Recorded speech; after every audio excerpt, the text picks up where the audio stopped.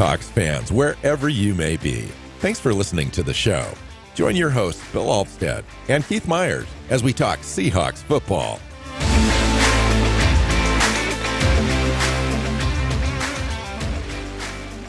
Hey, Seahawks fans. Welcome back to another episode of the Seahawks Playbook podcast. I'm your host, Bill Alvstad, sitting down with co-host Keith Myers, here to talk Seahawks football. We've reached that point in the season where we're talking about regular season football. First game, the Rams visit Lumen Field on Sunday. We're here to get you ready, doing a game preview show. How you doing, Keith? I'm doing great. The idea that the NFL regular season is back just has me pumped. Watched the game last night with the Lions upsetting the Kansas City Chiefs. That was a great way to start the year for the NFL. So outstanding game. So yeah, it doesn't bode well for the Seahawks in week 2, given that the Lions will have 9-10 days of rest before that game, since we face them next. They also beat a Chiefs team without some of their best players. So that part's they're not quite the juggernaut that they were at the end of last year. So last year, I went to the very first game of the year with the Cardinals and the Kansas City Chiefs, and the Chiefs just mangled them. I mean, in every possible way, just manhandled them. It was a blowout. Chiefs looked unstoppable, Super Bowl ready, first game out. This game, man, I was left with a bunch of questions like, okay, where's Kansas City going to be this year? As opposed to the Lions. Now, the Lions are a great story. And for the Seahawks' sake, I hope that's not like going to be a juggernaut, but they look good. Fun team to watch. It seems like everyone's in on the Lions, even teams from other fans rooting for this team and Dan Campbell and company. And yeah, Jared Goff looked good on the game-winning touchdown drive, all that kind of stuff. I'm pretty impressed, actually. Okay. Yeah. I mean, their offense didn't look, as good as it did last year, which, especially given that Chris Jones didn't play for Kansas City. And that's maybe a good sign because last year Detroit's offense looked stellar, but we'll see. It's early. It's early. Whatever. We're talking football. This is the big deal here. It's like that was a fun, a fun game. A great way to start the NFL season. And now, okay, let's get ready for a Hawks game. Yeah. So a couple things. Jamal Adams restructured. Now, we've been talking about this for 7 months. All of a sudden, right before the season starts, Seahawks are low on cap. They need some more adjustment. Jamal Adams finally comes to the table. There's a potential there for the Seahawks to correct maybe an outlandish contract for a player who's barely played for them. No diss to Jamal. It's just the way it is. But instead, they did restructure, but they just moved money around, gave him the bonus money, turned the base salary into bonus money, extended that over a couple of seasons, and it's now actually harder to get out of Jamal Adams' contract in next year and the year after, as opposed to easier, which is the downside of that. Now, granted, they accumulated about $9 million in cap. Where they're at right now, they got about $9.1 million. They were able to generate about $6.5 million in cap savings overall. But you're not happy. No, I'm like, that's been a kind of an albatross contract that has hampered this team the last couple of seasons because it's just a huge cap number for a guy that hasn't played. And at some point, the team has to cut its losses and move on. Get that cap room back and spread it out over other players who actually are on the field. And doing this, sure, it helps right now, but it hurts them next year. And I just don't there's got to be other ways to move some money around if you needed some cap space. Well, then obviously, all the ideas and the rumors of Jamal coming to the table and saying, "Yeah, I haven't played at all. I'm not realizing the value of my contract. I'll come in and cut you guys a deal." That was never going to happen. yeah, And so here he is. Now, they generated cap room this year. That is correct, but don't expect too many big moves or a big move at all. This is just money to kind of get through the season. When you're talking about moving players around on IR, adding players off the practice squad, maybe some hmm low level additions, in the year, we could see potentially a trade before the trade deadline, but don't count on it unless we're really in need of a guy.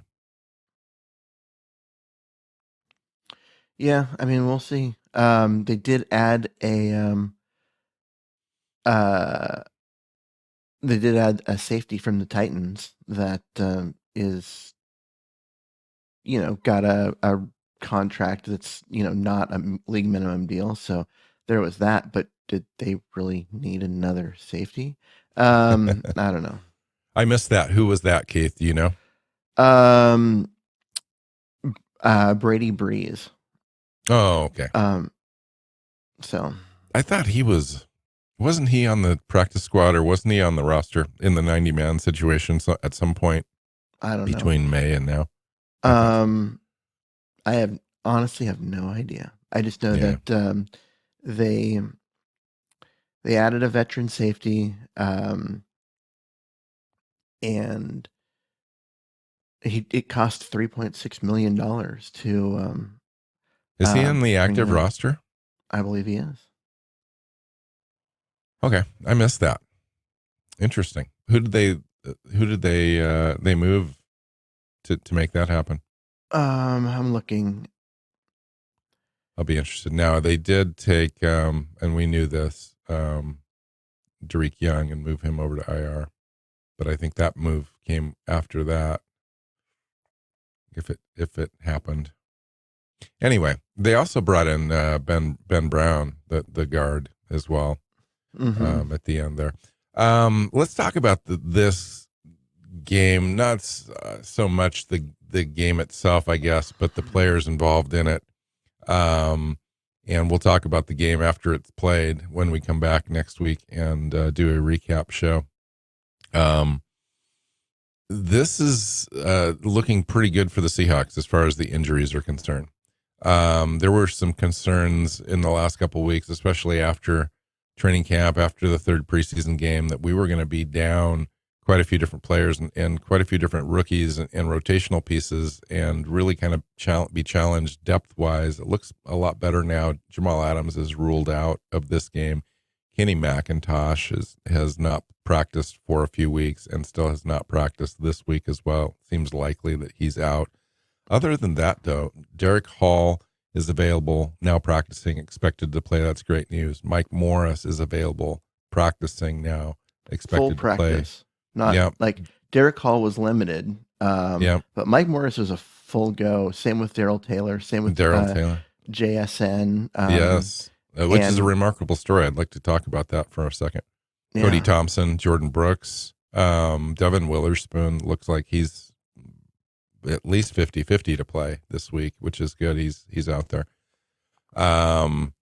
Jackson Smith and Jigba, Keith.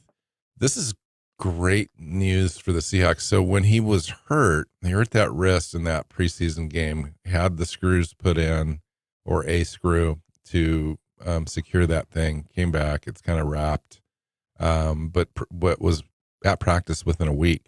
And now he's going to play. For me, this goes beyond the injury per se, and thankful that he's able to play, but it goes to the mentality for me. Here's a player that's, we all know Rashad Penny. It was often hurt a lot. There was at one point where I think he broke a finger, but then missed like 6, 7 games or something like that. Here's a guy that's, got a broken wrist. It's wrapped up. He's not completely 100%, but mentally he's going out there and making sure that he doesn't get that stigma right away of a guy who's going to miss time because of injury. He had missed his entire senior season or junior season in football, and he didn't want to have that follow him. And so for me, having him show up like this is good news in now and into the future, because he's looked at as a player that the Seahawks can depend on. Mm-hmm. So good news, and a huge impact on the offense. When you've got the other guys, especially Derek Young, and there was going to be Cody Thompson, but behind that we had Jake Bobo. He's a great story. Hasn't done anything yet in the NFL. Sounds like he will. I mean, everyone's just gushing about him even still. But it's nice to have now the top 4 wide receivers healthy and ready to go in Bobo and Jigba. I'm thinking, like, over the next 4 weeks, Jake Bobo kind of solidifies his spot there, and Derek Young has a hard time coming back and even dressing up on Sundays. I mean, yeah, I mean, we'll see, because you've got instead of a big 2, now you've got a big 3, and then who else gets playing time? It's going to come down to special teams, and who's making plays and who's doing things there. And yeah, I mean, Bo's got a chance to come in, especially if he's making plays on offense. It's going to be hard to move him off that spot. Yeah. Anytime a player's wide open all the time, and apparently he is, even in practice and in games, that's going to be an outlet that Gino's going to get real comfortable with very fast, and we'll see what happens there. Now, even a 4th wide receiver in the best case scenario is probably limited to about 25 receptions for the entire year. But if all those receptions count, like 80% of them are for 3rd down conversions, etc., some red zone stuff, that's where the value is for him, and he can come earn some more playing time next year. But that would be a tremendous addition this year for a 4th wide receiver. All right, so we've changed a lot over the year. Lots of subtractions, lots of additions. We were a 9-win team last year. We talked about the prediction show last show. Keith, you were up a victory. I was up 3. I had them 12 wins. You had them at 10. Feeling pretty good about the roster going into this season. It just seems like we're better just by virtue of all the additions to me in key spots, and having Njigba healthy, and now Charbonnet as a backup running back, maybe needed sooner rather than later. How do you feel going into this game? This is the first game. There's going to be a few jitters, but Geno Smith is at the helm. Might be the X factor in this game, is how well he plays and orchestrates this thing.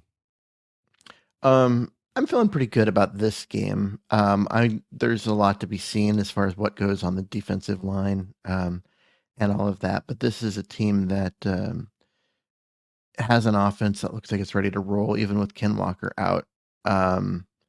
Charbonnet's back and healthy, and DJ Dallas looks bigger and quicker. So they're in good shape as far as that on offense. I am a little concerned about the Damian Lewis injury. Hopefully he plays and is healthy. Defensively, though, I mean, yeah, they've got some key pieces back, like Mike Morris up front, but he's a rookie 5th-round pick, not a star, and that defensive line is still really shallow. So there's some concern there, but they've got to do enough defensively to slow down a team, because I think Seattle's offense is going to go on a tear.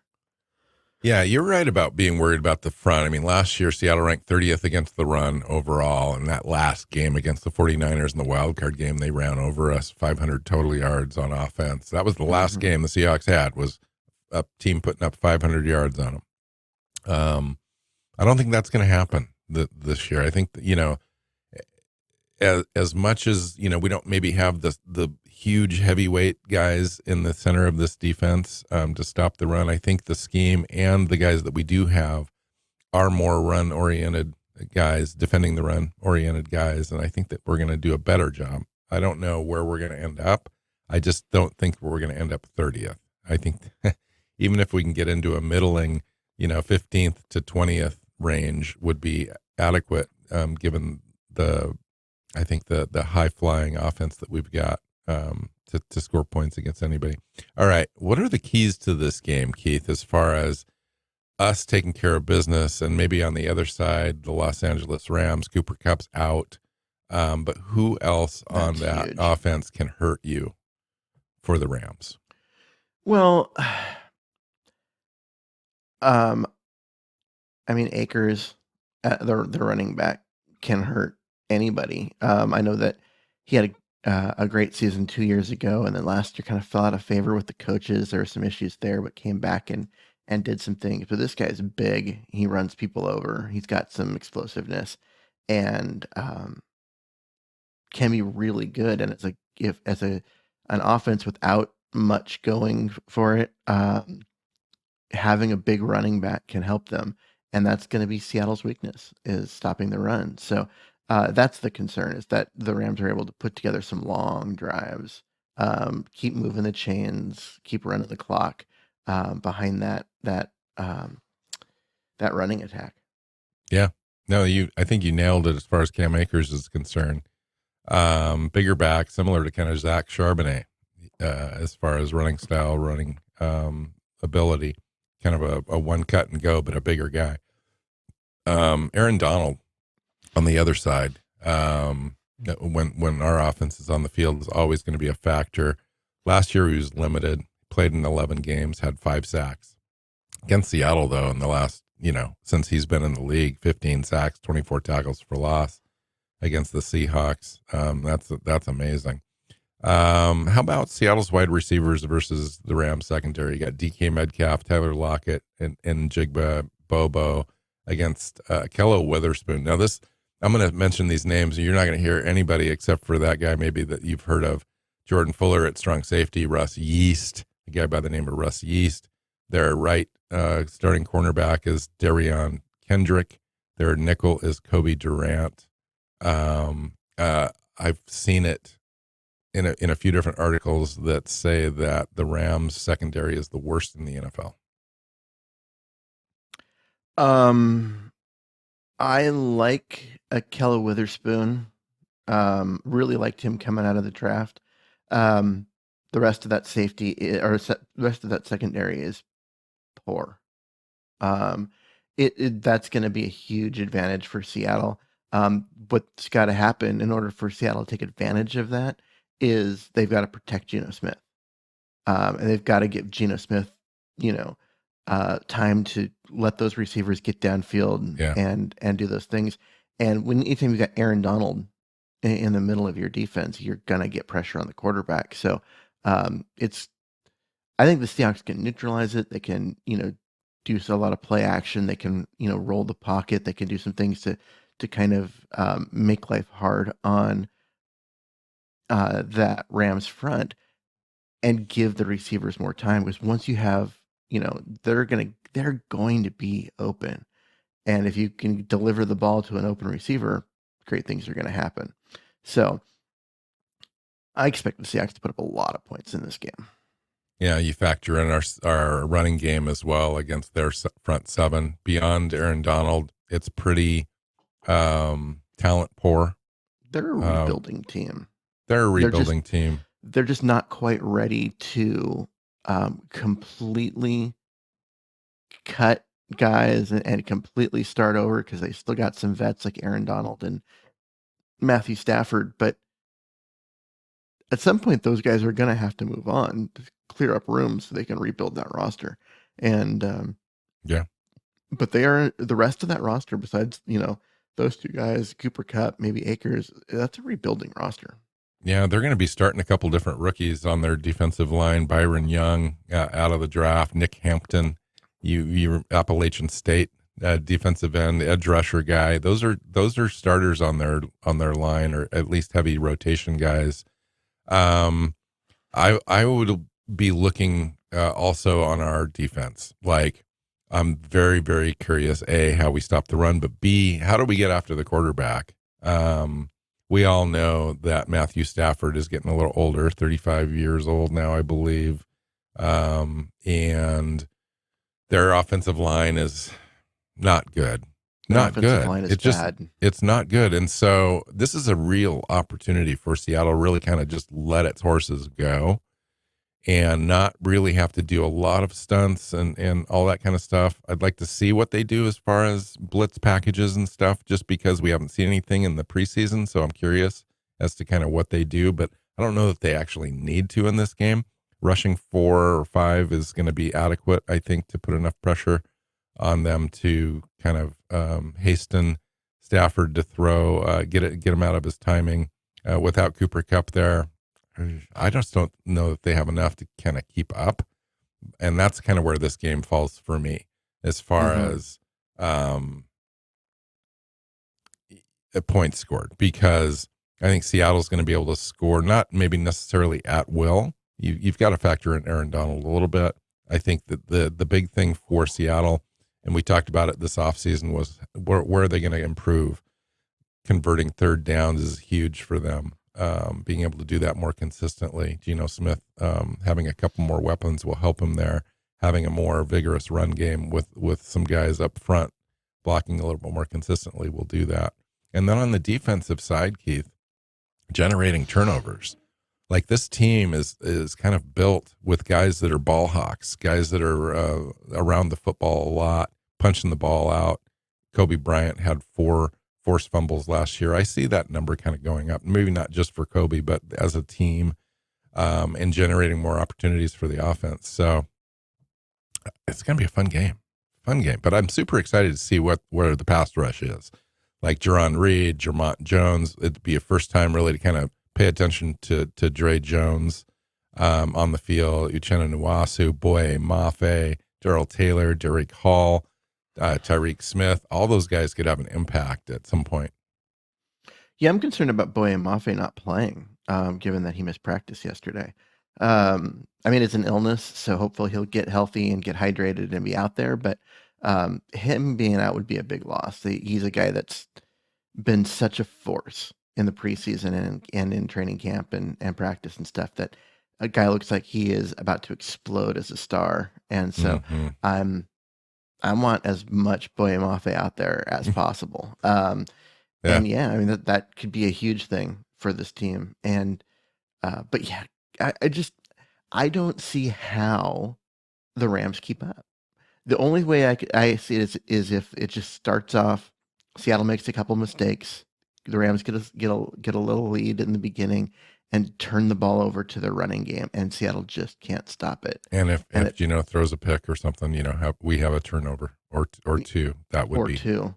Yeah. Yeah, and so it just becomes where, if they can't stop Akers, and Akers is just running people over and getting his yards, and then putting the pressure on Seattle to respond. If Seattle comes out and gets a lead early, if they go to get the ball, go down and score like right away, this game could be over before halftime.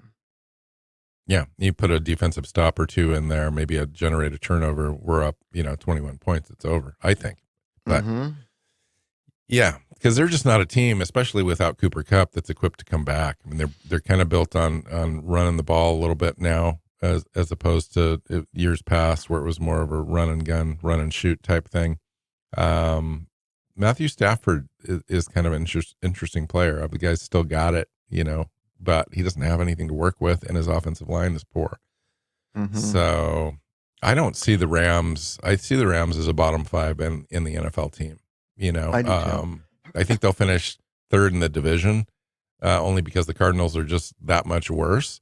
But both teams really kind of are in a rebuild mode, and we'll see who responds quickest over the next 2 or 3 years. But anybody that's got the Rams in contention at all, as far as out there talking and as a pundit and an analyst, I think is dead wrong. This team is not good. I mean, I'm looking at their wide receiver group after Cooper Kupp. I mean, Van Jefferson's a nice player. Demarcus Robinson maybe would be their number 3. Like, I just, the talent's not there. Tyler Higbee will be a challenge to stop it at tight end. He's always been pretty good, but that's it. There just isn't much there. Mm-hmm. And at running back, it's Cam Akers and not a lot behind him. So, and all of this, they have such a bad offensive line that I just have a hard time seeing this offense doing anything. So their left tackle is Joe Noteboom, Steve Mm-hmm. Avila, the left guard in the draft. We both liked him, but Mm-hmm. he's a rookie. He's going to make some mistakes. Brian Allen, undersized offensive center in the middle there. Tremaine Ankrum Jr. as their right guard. Bob Habestein over at right tackle. We're familiar with that. That team, that offensive line does not elicit any fear at all as far as being able to get to the quarterback. I think we're gonna have some serious pass rush I mean, if you look at our pass rushers now, granted, there's not a lot of proven stuff there, but when you add Reed and Jones and Nuwasu and Mafe and Taylor and Hall now, and you add a couple of stunts from Bobby Wagner and Devin Bush throughout the game, and Kobe Bryant, Devin Witherspoon rushes the passer, at least he did in college now and again. That is a nice young group. I mean, Mm-hmm. really nice. So it'll be interesting. I do think the X factor is Geno Smith. Geno signed his 3-year contract to come and be the guy. He's a team captain now. He had a fantastic year last year. Kind of, had 72.7% completion percentage, 22 touchdowns and 6 interceptions, and a passer rating of 108. But then dropped off the last 5 games of the season quite substantially, had a completion percentage of 63.3, 8 touchdowns, 5 interceptions, a passer rating of 83.9. There were some factors involved in that, in the offensive line dropping off, lack of a running game consistently, and Geno kind of forcing things around a little bit, and opponents that we faced. What do you expect out of Geno this year, Keith? Well, I think you were talking about one of it is the opponents that he faced. There was a string of bad teams in there at one point to help kind of elevate things. And then at the end of the season, when that drop off happened, there was a string of some really good defenses that were making a lot of quarterbacks look human. And so I think you have, put everything somewhere in the middle, right? I think you're going to look at a guy that hopefully is going to get you, 35 touchdowns, is going to keep this interception total to 10 or 11, going to have a passer rating in there at, 105. The key for Geno isn't any of those stats. It's what's he do on third down? Can he consistently move the chains? Um, and the team just needs to get better at that. Now, last year, a lot of that third down problem was, you know, inability to run the ball on first down. So they were getting themselves up in, 3rd and 8 situations. And when you can't pass block as well because of some issues up front, and you got it's 3rd and long all the time, you're not going to convert a lot of those.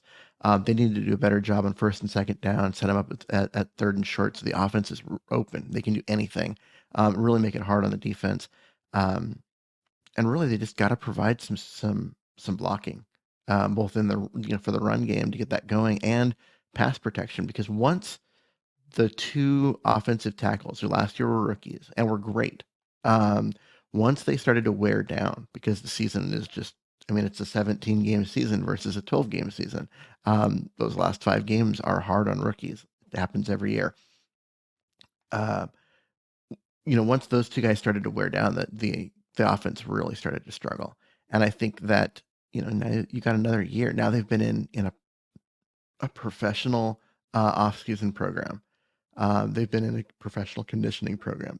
Hopefully that won't happen this year, and we won't see that drop off, that lag. But I also don't know if we're going to see that peak Geno that we saw at times last year, because some of that was some bad defenses in there. Now that we might see that in this game, because as long as you can do something with Aaron Donald and stop him from destroying your offense, there's not much else on that defense.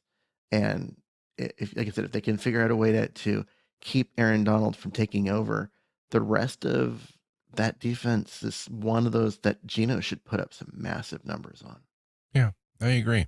I think that, you'd mentioned, well, what are you looking for Gino? And you kind of rattled off a few stats and said it really didn't matter. That's essentially where he was last year. When you add up the front of the season with the back, that's Yeah. kind of where he ended up. And I do see him a little bit more consistent this year, and if not better. There was a show we did, a few weeks back where we talked about Gino and the incentives and the contract that he signed and the ability to get to those incentives. And I think it's there because of what we've done addition wise to this team, both on offense and defense. And on offense, with Njigba and now Bobo emerging, the addition of Charbonnet added to Walker's second season really does add to this ability to be more consistent on third down and so forth. And then the defense on the other side, generating some turnovers and more opportunities, stopping teams on third down. You mentioned that. That's the worst fear on this team is allowing the run game to get going and teams converting on us and just marching down the field slowly but surely. If we can contain that, give the offense some more opportunities this year, I think Gino really does well this year. And the team does well conversely as well. So you're right about the Rams, just a poor team. I think Gino has a great game. We talked about the Lions right up front. Next week will be where the season, I think, really starts. This is a good tune-up game for Seattle because Gino didn't play in the preseason. He played part of one half of the second preseason game. And so I'm expecting it to be a little rusty as they come out in the beginning, because playing at full speed, especially in the first game of the year, I mean, that's one of the reasons why week one is always hard to predict, is because it's just different. The week one, and then once the playoffs start, right? Those are the situations where it's just a little different. There's just a ferocity that is adrenaline, etc. That's just there that you don't see as this throughout the middle parts of the season. Guys are tired of hitting their own teammates. They want to come out and actually play and hit, and the defenses get super fired up, and so some weird stuff happens in week one. It's true. And usually things settle down and go back to being exactly how we kind of predicted them to be. But week one can be weird. And so, anything can happen. I'm concerned a little bit about, Gino and some rust, with that offense. But honestly, I'm not sure the Rams have it in them to take advantage of that. Because if Gino's off target on a couple of passes, do they have the corners to take advantage of that? I think that we're going to be okay. I mean, you take a look at our defense in practice and so forth, and our defensive backs, and Gino's been out there practicing the whole time. I think that he comes in. I think it's good. I think he's a seasoned guy. He's been around. He knows the jitters. He knows the adrenaline factor. I do see them coming in and Shane Waldron designing some plays to kind of just get them going a little bit. Mm-hmm. So I'm not too worried about that. Let's get done with this show and give our predictions.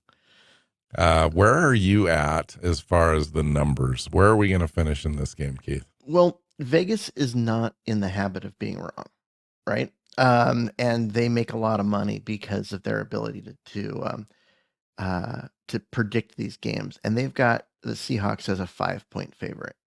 5.5. Yeah. Yeah. I'm leaning that's probably low, and I think Seattle wins by more. But the reason why they're going to put it at that is numbers bigger than that are kind of rare in the NFL, and weird things happen, right? But I'm looking at this, and I'm looking at these teams, and I'm like, okay, 5 points. That I don't know how the Rams keep it that close. And I think that was before Cooper Kupp was officially out as well. So that may have creeped up a little bit, but go typically, ahead. Injuries, except for the quarterbacks, don't move lines, which I've always found to be fascinating, because you'd think I if think this one you're, did. yeah. But that would be interesting. I mean, I'm looking at this. I think Seattle pretty easily scores like 32, and I think the Rams struggled to get more than 16 or 17. 5 points just does not seem like enough. And the fact that it's 5 and not 15 gives me a little pause, but I'm going to stick with that. I think it's going to be like 32-16. Yeah, it's remarkably accurate, Keith. Um, We'll find my out if it's accurate. yeah. Well, I'll tell you how accurate it is. Um, I ended up at 35-17. And for the same reasons, not particularly paying attention to Vegas, although you are correct there. And there's a reason why there's no 15-point spreads in the NFL. But if there was ever a game where you were going to beat an opponent, by double the score, this is probably it. Um, I looked at the offense and I looked at the opportunities to score against this defense and where I think that the Rams are going to finish, the season as far as being a defense and so forth. And I just couldn't see the Seahawks scoring any less than 30. Now, last year, Hmm. the Seahawks scored 23.8 as an average. I think that goes up to like 27 this year as an average against an average team. But this is not an average team, an average defense that we're facing. This is a team that I think we can score a few more. And so that's why I've got them up at 35. And then the defensive side, I just I think our defense has improved, and the Rams offense is just not the Rams offense that you all remember. It's very weakened, probably its lowest point that we can remember. And yeah, they'd be lucky to score 17. And I think some of that is a gimme at the end type of a thing where they just it doesn't matter. It's fourth quarter, they score a touchdown or whatever, to kind of. Hmm. But I could see them easily going into the end of the fourth quarter with only 10 points or something like Yeah, I mean, I could see that too. I said 16 instead of 17 because my brain goes, are they really going to be able to get into the end zone twice? that. And so I'm like, oh, that's field goals. The X bend but don't break defense is going to give up field goals. So um, Hmm. I Yeah. think that's fair. The Rams offense just it needs that deep threat, right? Because you've got some guys that can catch the ball underneath with Cup and Jefferson and Higby. Um, but they were at their best when they had um, Woods out there, who's no longer with them, and then they went and got Odell Beckham, and the offense struggled for a little bit while they integrated Beckham into things. But then once he got kind of integrated in a little bit better, they went back to being explosive. We're talking 2 years ago during their Super Bowl year. They don't have that guy. They Yeah. just don't. And so It their allows offense, it. Yeah. Go ahead. yeah, their offense is going to struggle because um they don't have that guy that can open things up for all of their underneath guys. And And our corners are so good and our deep safety that we can afford to put an extra guy in the box most of this game. yeah, and when you got a guy like Julian Love, who's that guy in the box slash also a safety slash also Hmm. a corner, and you can move him around and do all sorts of things, like it just really makes life difficult um, for a team that needs something they don't have. Um, uh, it to me, Pete Carroll's a great coach, but he needs coordinators. I'm not convinced that Hurt is the guy at the defensive coordinator spot because of what we saw last year. There were some questionable decisions. Of course, there were also a lot of cooks in that kitchen, and some of them are gone now. So we'll see what happens this year. Um, yeah, I mean, it comes down to that. If the defense does what I expected to do, which is get some stops, get a turnover or two, this game's going to get away from the Rams real quick, So I have and Seattle's just going to run the score up on them. I agree with everything you just said. I had a question for you on Clint Hurt, actually. I heard just this morning that he's moving up into the box upstairs on game days to call the defense from up high. What's your opinion on that? I actually like that. I think from up there, you have a better view of what's going on. Yes, you're dependent on your position coaches to tell you things like, hey, this guy's getting worn down, or this guy's banged up, and that kind of stuff. You're not down there, but you have a better view of what's going on. You can see a little bit more of um, exactly what the other team is doing as far as route concepts and things, just to get your coverage right. In real time without having to look at stills or film. Yeah. Yeah, you're not going through and watching a bunch of um, stuff on an iPad during while the offense is on the field in order to fix your scheme and what you're calling. You can just see what's going on and see what they're doing and what they're attacking. I like the idea of having the defensive coordinator upstairs. I actually kind of like the idea of having the offensive coordinator upstairs, but I know that used to be like a big thing and is now kind of falling out of favor, as a lot of offensive coordinators are coming down onto the field. But um, just being able to see that view. I mean, I'm a guy that watches a lot of all 22 tape, right? Which is Yep. that high angle where you can see all 22 players on the field, and there's just nothing better as far as knowing exactly what's happening and what's going on than when you have that. And when you're up in the booth, you can have that naturally. I mean, that's the view, that's your view of the field. And I like that for the coordinators. I'm with you on the skepticism with Clint Hurt. We're gonna get out of here. Um, but I'm optimistic about them fixing everything this year. You heard Pete Carroll in a few different press conferences and interviews address how they came about addressing the interior of the defensive line and the scheme and so forth, and stopping the run specifically. And they said, the primary focus all year has been trying to tweak that and figure that part out, so that doesn't happen again this year right from the get-go. And I believe him. It's just a matter of executing and getting players to play within the scheme and trust the scheme, and we'll see what happens there. But I believe that that's going to be solved.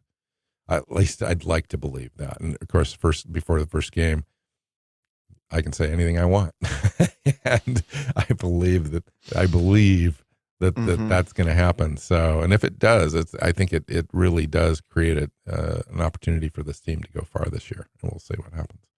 Yep. All right, let's get out of here. Let's do it. Good first show of the regular season, Keith. You can find Keith on Twitter at Myers NFL. You can find me at NW Seahawk. I'm also all over the place on different socials. You can just search my name. The Seahawks Playbook podcast is on YouTube as well as your favorite podcast platforms. And when you find it, hit that subscribe button. Make sure we're in your feed every week. We do anywhere from 2 to 3 shows a week. We've got 3 planned. Sometimes stuff comes up, but we enjoy the show very much, and hope you guys do too. So until next time, go Hawks. Go Hawks. Seahawks Playbook podcast listeners, thanks for joining us for another edition of the show. You can find us on Twitter. Bill is at NW Seahawk, Keith is at Myers NFL, and the show is at Hawks Playbook. You can listen and subscribe to the show at SeahawksPlaybook.com.